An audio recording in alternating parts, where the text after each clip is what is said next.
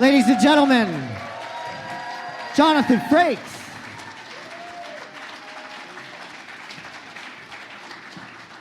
Actually, I still like to say it's Riker, and he only plays Jonathan Frakes in real life. Now, before I pass the questions off to the audience, I do have a few questions, if you don't mind putting up with me, Jonathan. Let's see how they go. Okay, first of all, now... I don't know how anything works on the ship. I don't know why there's no bathroom on the ship. I don't understand what it feels like to beam in and out of anything at all. Damn it! Okay, who smells worse, Romulans, Klingons, or Borg? Klingons.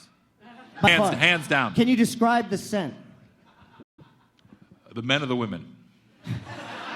The women. I'm in it for the women, I'm sorry. What show is this from? One or both? Yeah, both. Give me the scent. I need it. Just describe it for me. It's a family show. Ha ha! Okay. So I guess he answered all my cheap, cheesy questions. No, let's hear your questions. That's it for you? You know what? I had another one. I had another one. And here's my question. We'll be the judge of Have that. you ever hacked into a Borg? Have I ever hacked into a Borg? Yeah, like, driven him around, like with a Nintendo handle. Like, look, I can make him on. No. Have you ever played video games against the Borg, and are they good? Yes. I was told it was a deposition to keep it down to one-word answers. He's good, isn't he? No, I'm sorry. I'm taking up too much time. Really, this is about you guys.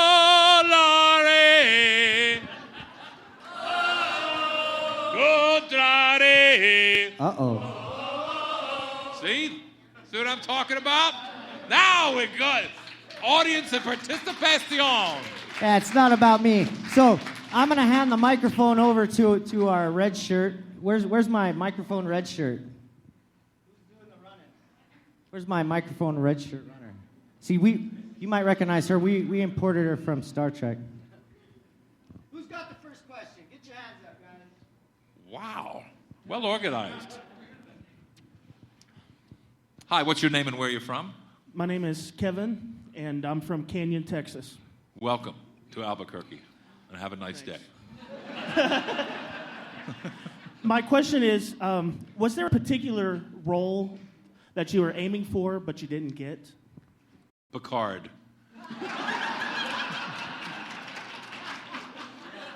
I'm just about bald enough now that I could pull it off. Thank you. Did you see the movie Generations? Yes. Two captains in search of one good hairpiece.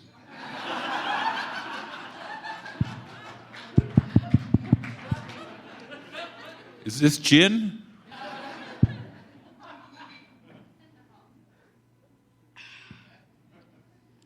No pictures.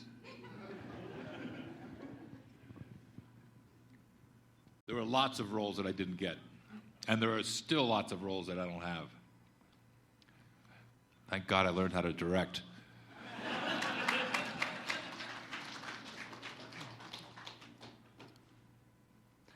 Hello. Chris Wright from Albuquerque here. What is your all-time favorite meal, favorite food? My all-time All-time. favorite meal. I usually go to sushi. I eat a lot of sushi. I also like cold peanut noodles, Chinese sesame noodles. I'm a big fan. I make fabulous ribs, barbecue ribs. Brussels sprouts with a little bit of prosciutto. Ooh.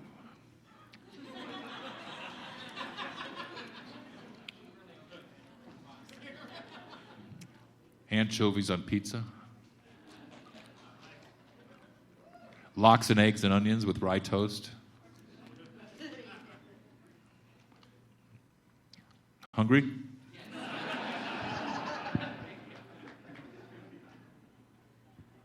Hello, sir. How are you? Peachy. Oh, I'm sorry. No. You don't have a microphone, so we can't talk. Who knew? my question for you, Mr. Frakes, is that years ago, before there was movie websites and nerd websites and things, I remember hearing that you were attached to do a Total Recall sequel. I'm just wondering, I never learned much about it. How far into production was it, and what else can you tell about You've been doing a lot of reading. Right after First Contact, I was attached to do a sequel to Total Recall, and it was with the guy's name was actually Cary Granite, who worked for the some division of Miramax that had the rights to Total Recall. And then we met with the infamous Weinstein brothers, who run Miramax, or now run the Weinstein Company, and they couldn't get Arnold. And he said, "We'll make it without Arnold." And somehow the studio didn't think that was such a good idea. So the thing went away, and then, as you know, a couple of years ago, they made Total Recall with that wonderful Irish actor. Who? Colin Farrell! And the movie took a dump. It didn't make any money, right? So maybe I was better off without it. It looked good at the time, but that was a true story. There was the division of Miramax, I can't remember, that had it, and they're now no longer. Maybe because they didn't make Total Recall at the right time. Hi.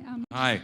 I'm Charlotte from Albuquerque. I believe you've been to New Mexico before, right? I have. 2 years ago this week, we were shooting in Santa Fe and also at your beautiful history museum where the dinosaurs are. Oh. On an ill-fated TV movie called Truth Be Told. No, but when you weren't you a host of Roswell? Oh, yeah, I've been to Roswell many times. Yeah. I have a healthy respect. As the official spokesperson for the paranormal, I have very healthy respect for whatever did happen or didn't happen in Roswell, and whoever did or didn't get covered up, and whatever continues to not or happen in Roswell. Yeah, you used to host Paranormal Borderline, which I love that show. You and my mom, Yeah. the only two people who watch that show. Waiting for it on DVD, but Paranormal few Borderline. episodes. Yeah. I love It was the Thunderbirds of television. Do you believe in Painful, right? Do you believe in all that stuff, or? I told you I have a very healthy respect.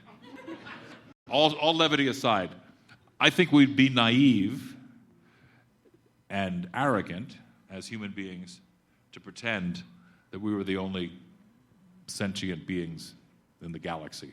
What do you think?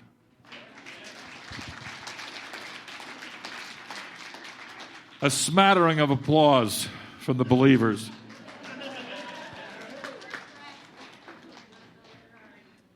Hi, Mr. Frakes. Number one. How are you doing? Number I'm one. great. Number one to me. I just saw Patrick in Harold Pinter's No Man's Land on Friday night with the wonderful Sir Ian McKellen. And he has just, if anything, gotten better and happier. And it was what a play, what a performance. Yeah. He's on fire now. And X-Men is coming out. I'm really worried about Patrick. He's only had a couple of franchises. Well, my question is not about Star Trek. I so enjoyed you in the North and South miniseries. Oh, where I met my beautiful wife. Oh, love it. Own it. Watch it every couple of years. My question is, did you spend a lot of time down south, and did you get to my hometown, which is New Orleans? And if you did, what is your favorite food from New Orleans? Oh, I like crawfish etouffee, and Yeah. I love fried oyster po' boy. Oh. And I've spent a lot of time in New Orleans. We did one of the Librarian movies down there. But when we were on North and South, we were in Natchez, and we were in South Carolina, Charleston. But we got a big break at Memorial Day, which happened to be the same weekend as my wife's birthday, and we went to New Orleans. And on our first date, she said, "Do you think you could find me a grilled cheese?" So it was on Bourbon Street at 3 in the morning, and I found her a grilled cheese sandwich, and she's been with me ever since. There you go. That's how my husband got me, too, with food.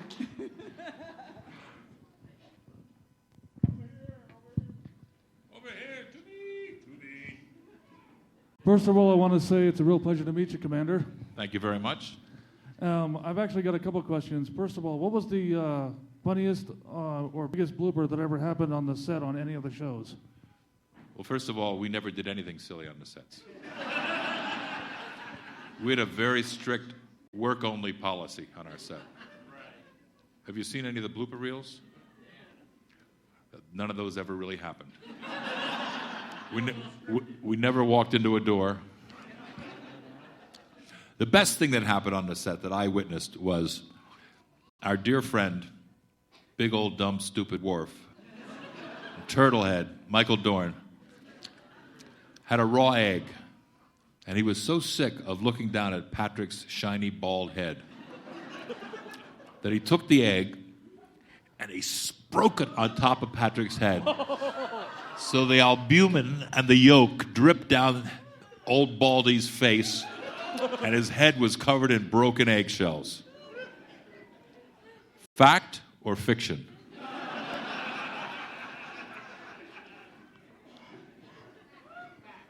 I wish. What about this one? You know who Marina Sirtis is?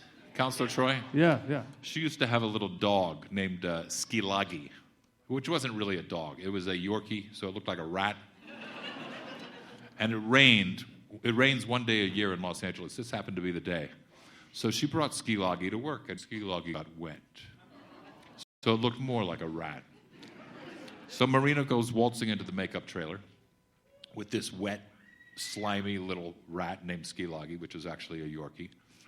And she gets into the chair to get her wig put on and everything else done that she needed done. But so Michael Dorn and I offered to dry her dog off for her because it was. So we took the Skilagi, put him in a microwave. About a minute, about 90 seconds later, dry as a bone. Fact or fiction?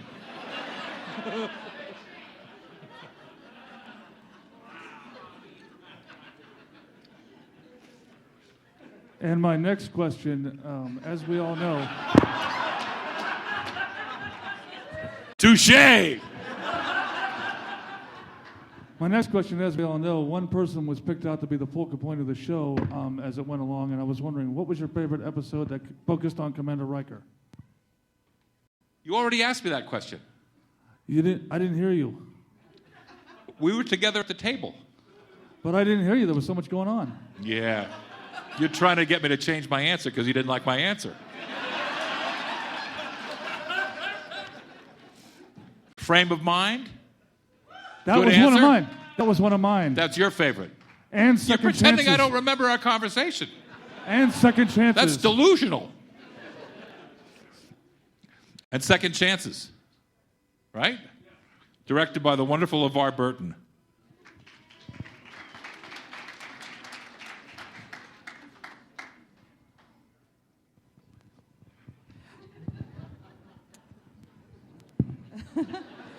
Oh, no.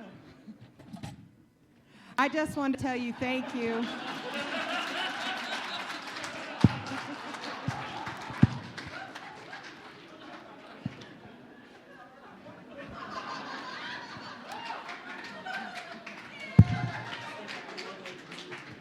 That's better. I just wanted to tell you thank you very much. My husband's in the Air Force, and he introduced me to Star Trek. Thank you for getting a microphone. Yeah. And Thank you for serving. Whenever he deployed, it was something that we could watch and feel like we were together. So thank you so much. And I don't want to be the shallow one of the group, but who was the best kisser? Besides yourself. Q.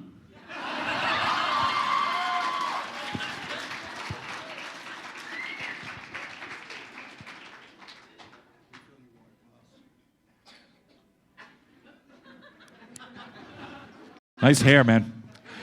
If I had that hair, I'd still be acting.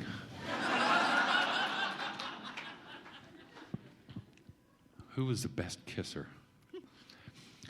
Oh, Troy, right? After Jeannie Francis, you mean?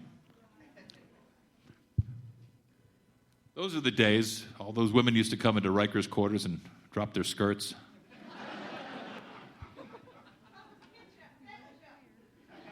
I'm just telling you what happened on certain episodes.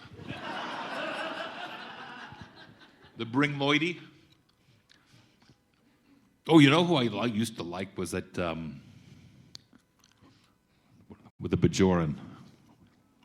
Michelle Forbes. Ensign Rowe, exactly. Oh, Minuet.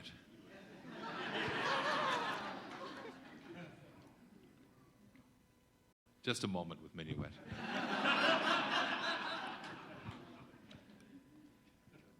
What's a computer-generated something doing at a gin joint like this?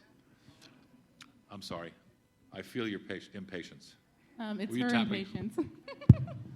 I was just wondering, what was your favorite episode of like all the Star Trek episodes? Of all the Star Trek Next Generation episodes, Yes, the Next Generation. I was a big fan of Best of Both Worlds, parts 1 and 2, with the Borg. I have a soft spot, obviously, for The Offspring, where Data built a daughter, which was the first one I got to direct.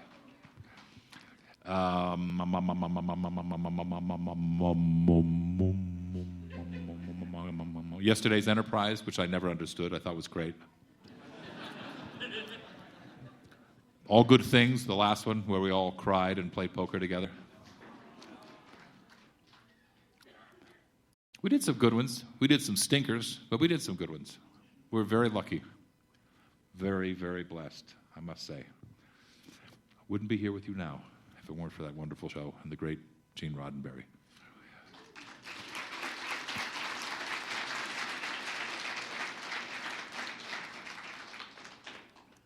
Hello. You got something on your face. Are you okay? There's a little something here you may want to take a look at. Just see if you can get it by the end. It looks like a little duct tape. Just see if it'll peel right off. Okay. I have a question. So there is a fan page on Facebook trying to start a new Star Trek series called Titan, which is the Captain Riker's command of the USS Titan.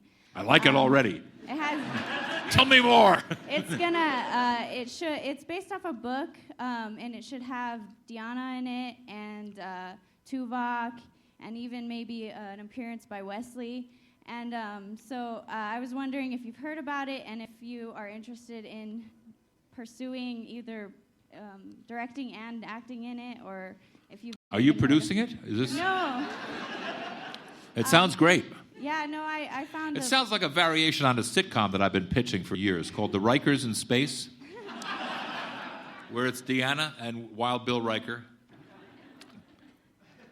their wacky Uncle Data, and their little dog Worf. Sort of like the Jetsons, but on the Titan. Yep. Would you watch a show like that? Definitely.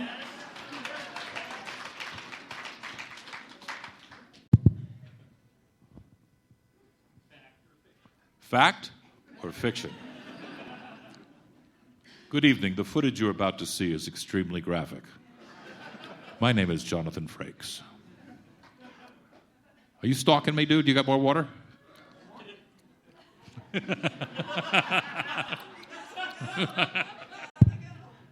Hello, Mr. Frakes. Thank you for coming out with hanging out with all us nerds. It's a pleasure. So I was wondering, if they ever rebooted Next Generation, who do you think would be the perfect cast for you? Will Wheaton.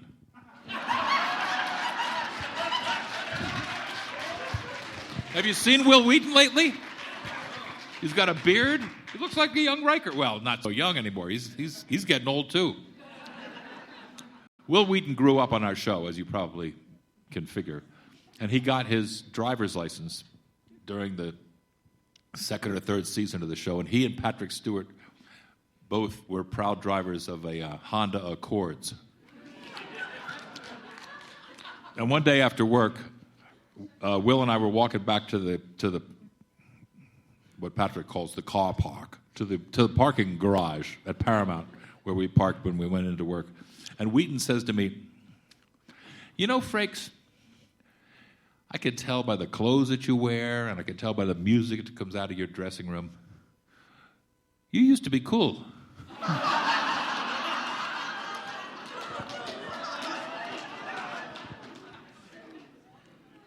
So next time you see Will, I've never let him live that down. But oh, if I only had his Twitter followers. You guys follow me on Twitter? Jonathan S. Frakes. Not Jonathan Frakes, as it turns out. Same problem with Facebook. There's like 8 Jonathan Frakeses. None of them are me. I'm on Facebook under my grip name. So, What's that, you might ask?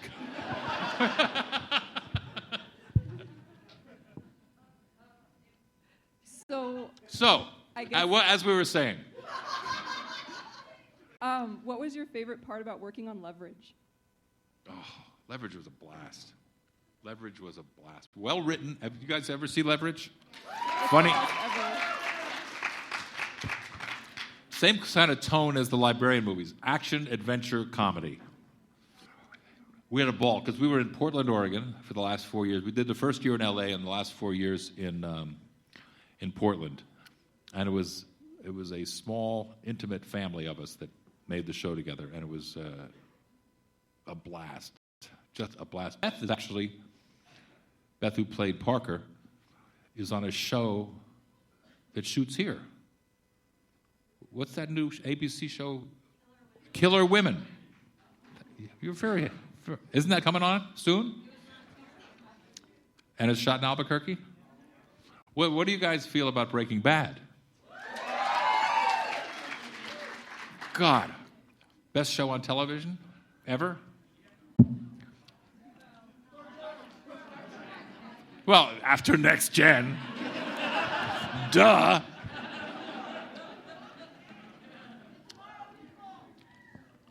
Leverage. And Leverage, of course.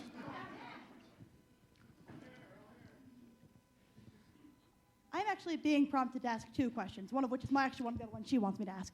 The first one, which is hers, what does the S stand for?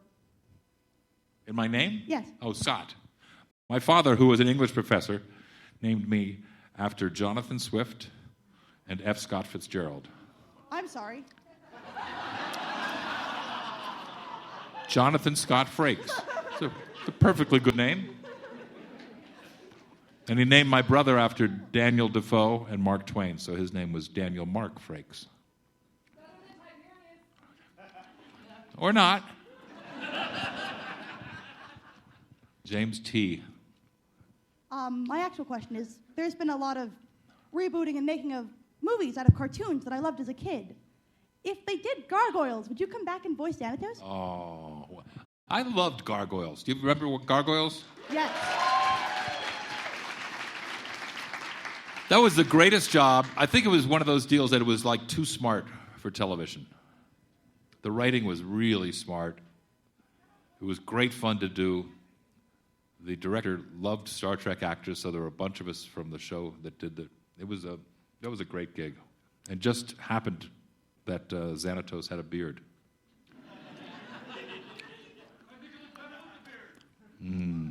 Evil does evil. Yes, sir.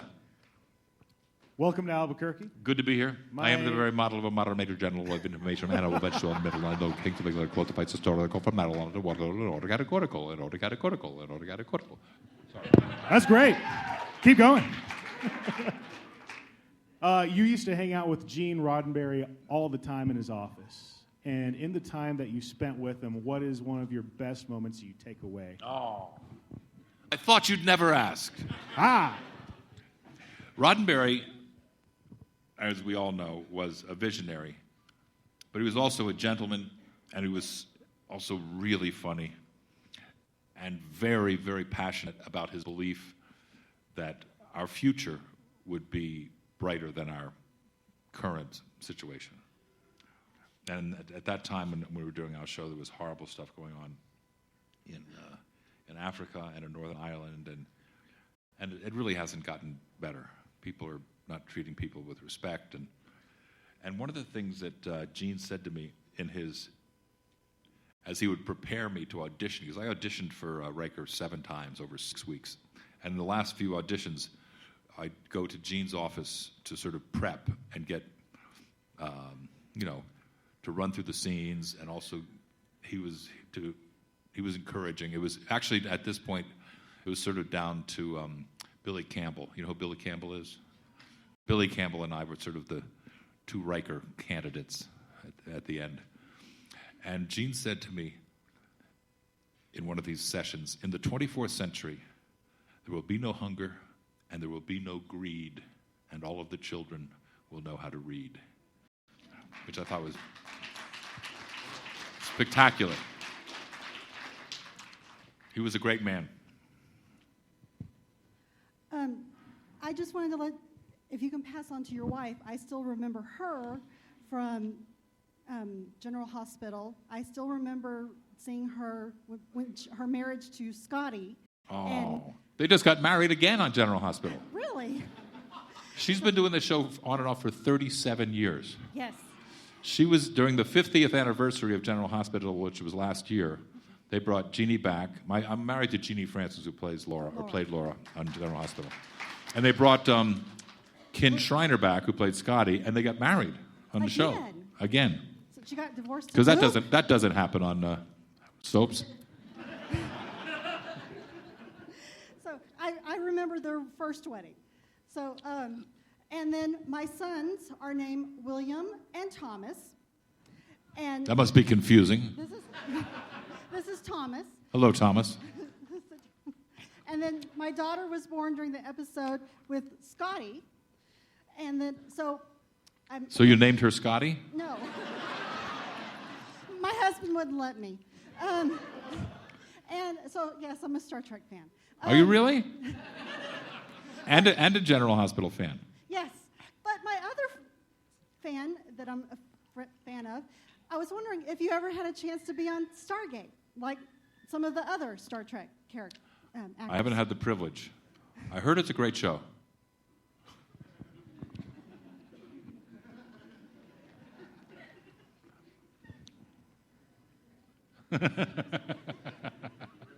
You like that one?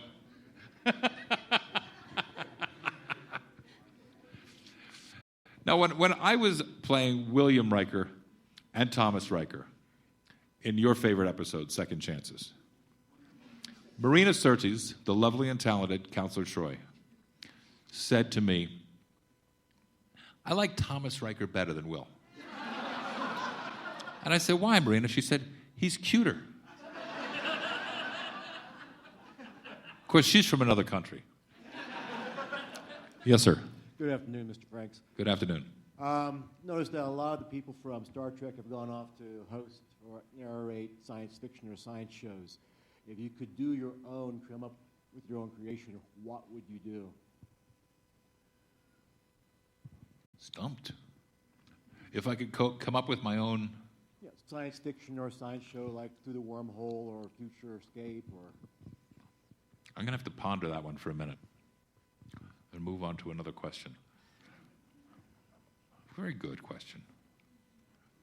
I of course, will host anything I'm asked to host. I hosted Alien Autopsy in Roswell, New Mexico, just to bring it home. And I produced Roswell, the television show, in Roswell, New Mexico. Let's talk a little bit about Paranormal Borderline again.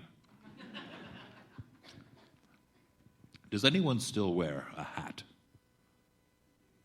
Corey Feldman. Who is Corey Feldman? He looks familiar to me. Lost Boys. That's right. Stand By Me with Will Wheaton. The Birds.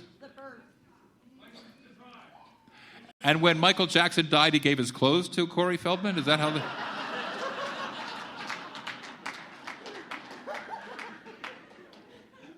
Is that wrong?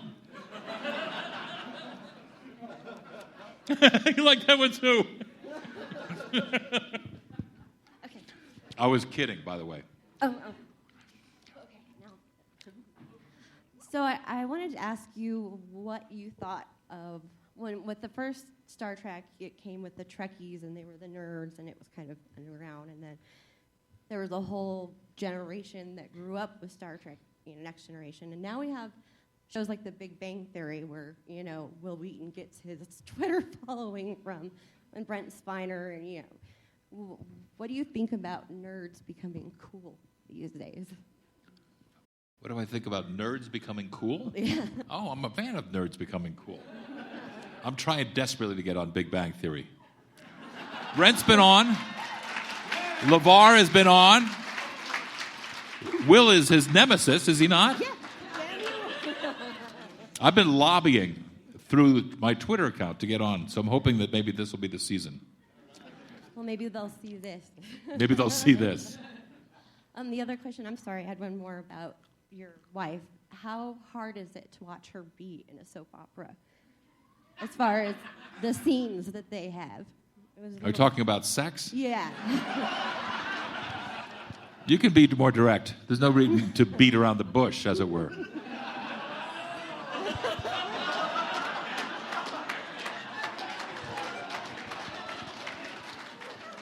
It's just a job, I keep telling myself. Hi. Speaking of Twitter, I wanted to know what your theory was. Let me see that tattoo again. You know what it says on her left breast? Brent Spiner. I had. Just saying. It's not too late. I'll be here all day. Hey, I said you could sign it. I had him sign it and then got a tattoo there, all right? I say, speaking of Twitter, why do I you have to think... pee. Leave me this. Road trip. Yeah, you've never peed in the car, in a can. I would say, Come on. why do you think it's taking them so long to verify Michael Dorn? Like, do you have a personal theory? Now, if I'm not mistaken, was he not verified this morning and William Shatner commented on it? Was he really? I'm just saying, my phone's if you being follow stupid. your Twitter account. My phone's being stupid. I was trying to follow you earlier and it wouldn't even let me do it. So. You're trying to call me? No, follow you. Was it about the whole tattoo thing? Yeah. I was going to tweet you and say, hey, will you sign my right breast? Now, AKA Worf, Yeah. is he the only one who's not verified? Is that the deal? They've been giving him crap. He's been waiting for like a year, but Marina got verified like right away. Well, Marina's pushy. Yeah. But I know William Shatner's been making fun of him for it because he still wasn't verified last I checked. And I was just wondering if you had a theory as to why. There was a whole exchange about it today, though. I missed it. I'm sorry. Do you follow Shatner? Yeah, I do. My phone's kind of messing up right now, so. Plug it in. Plug it in. Verified on Twitter means they give you a blue check, and it's somehow you are, like when you get a parking pass, you're validated. You like that one too? You still on to Michael Jackson?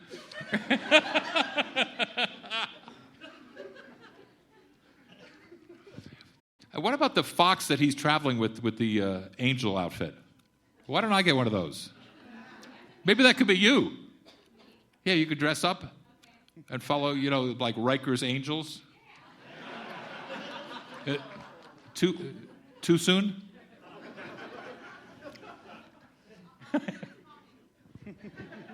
I know you've got my number.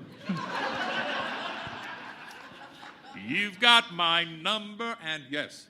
First of all, what about wearing the expendable shirt? How's your self-esteem? We'll see after the Seahawks game today. Okay. You're going to be fine. Everybody on the panel picked them to win, by the way, this morning. Did you watch the NFL show this morning? All of them. No, I was here getting your autograph. Ask me how my self-esteem is. How is your self-esteem?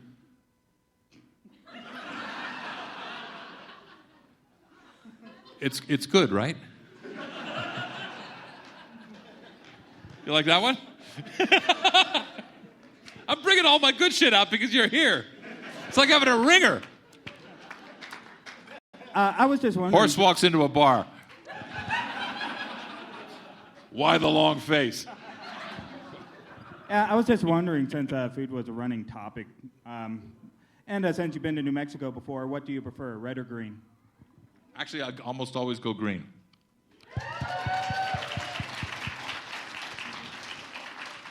But you can go Christmas, right? That's what they told me when I was in Santa Fe, that was the way to go. Is that disgusting? Christmas? It's delicious, right? I got to peel that thing off your face. Young lady?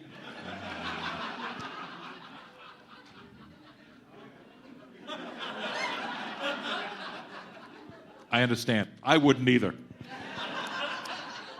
First of all, never talk to strangers. Especially, guys with weird beards.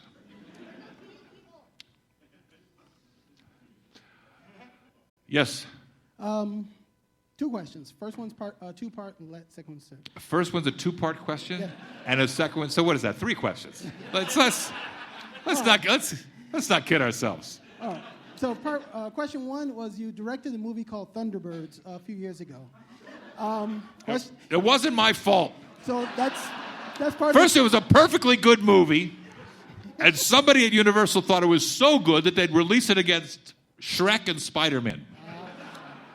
It got killed. They hated it in England. Jerry Anderson didn't support it because it was about his people and he didn't get to make it. Nobody went to see it here, and I've been in movie jail ever since. So there's no chance of doing it. If you had A sequel? Reboot, I guess it would be called nowadays. Cause Is that the second part? No, that's the second part, yes. You want to get that knife? There we go. All right, so the second question was... Wait, what was the first question? The first question, I'm sorry. If you had the opportunity to redo it, what would you have done differently? Nothing. I thought the movie was wonderful. That's what It was just, you know what we'd do differently? I think it wouldn't be a story about, which son was it a story about? The one that Brady played. I think they changed the age of his kids, and I think that messed the timeline up. But the rest of it, Sir Ben was great as the Hood, Sophia was great as Lady Penelope, Parker was great, Tony Edwards was Brains, he was great in it. Yes. Bill Paxton played the head of the family. The production design was gorgeous. It was a perfectly good movie. Yes. I think. So the second question... Didn't do so well. There was no first contact.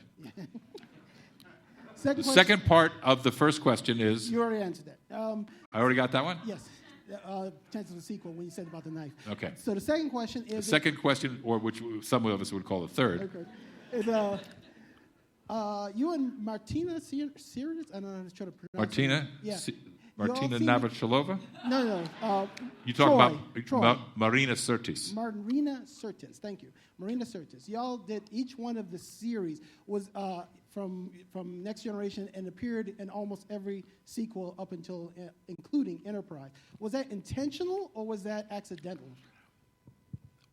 That's a very interesting question. Marina didn't do a Voyager, did she? Yeah. Did she do Deep Space Nine, too?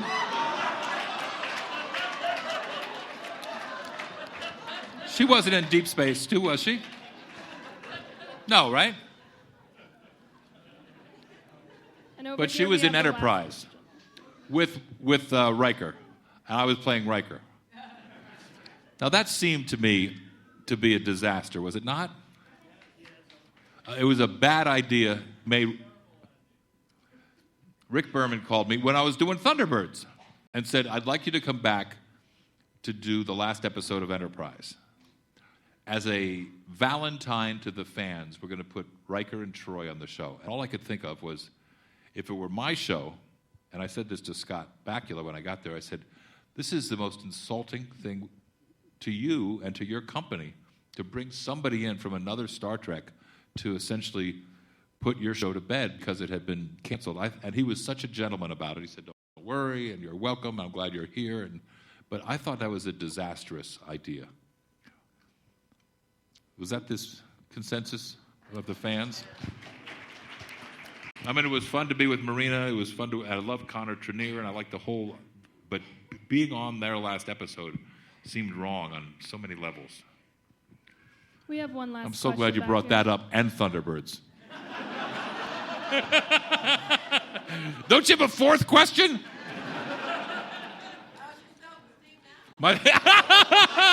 Excellent. She said, how's your self-esteem now?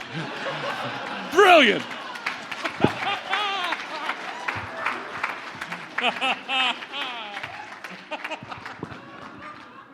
Okay, yes, sir.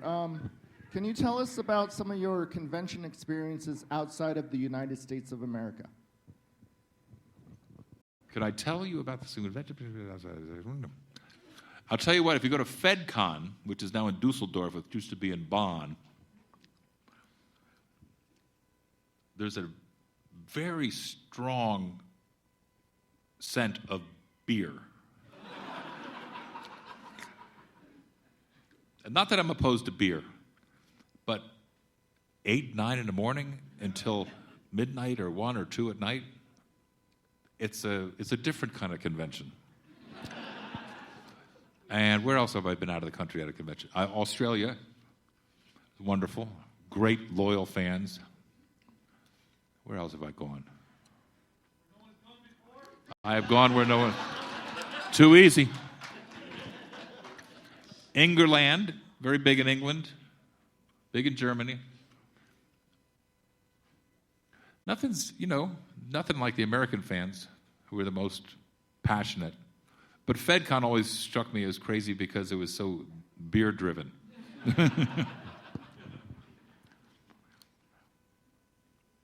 All right, sir. Any last words for your fans out there today, sir? You cut me off? Wow. Following orders, boss. Thank you very much for coming. Watch the shows I do, please.